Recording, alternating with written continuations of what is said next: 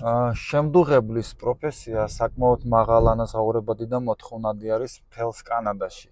ასე რომ პრინციპში მნიშვნელობა არ აქვს რომელ პროვინციას აირჩევთ, ნებისმიერ პროვინციაში ჩემი აზრით ყველაფერი გამოგივათ. საშუალო ანაზღაურება რაც მოვიძია შემდუღებლებზე არის $35 საათში და უფრო ზემოთ. დაგჭირდებათ ლიცენზია, ლიცენზიის გარეშე მაგ სპეციალობას მაგ სპეციალობით ვერ დაიწყებთ მუშაობას. ლიცენზიის გარდა კიდე დაგჭირდებათ სერტიფიკატები და ერთ-ერთი სერტიფიკატი, რომელიც ძალიან თვალში მხვდებოდა, როცა ამაზე ინფორმაციას ვიძიებდი, ეს არის Red Seal. Red Seal, როგორც მივხვდი, ფედერალური დონის სერტიფიკატია და ნებისმიერი პროვინცია ითვალისწინებს ამ სერტიფიკატს, ასე ვთქვათ. ღირებულება არის $150-300 ამ სერტიფიკატის ძალიან ძვირი არ არის.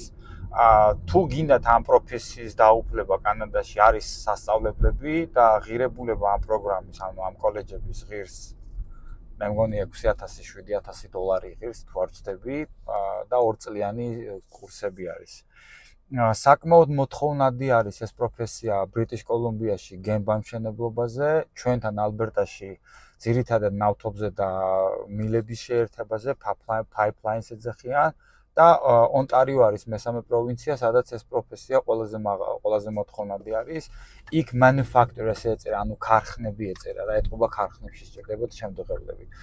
ეს არის მცირე ინფორმაცია, რაც welder-ზე მოვიძიე, ყველას წარმატებას გისურვებთ და კარგად გრძანდებოდეთ.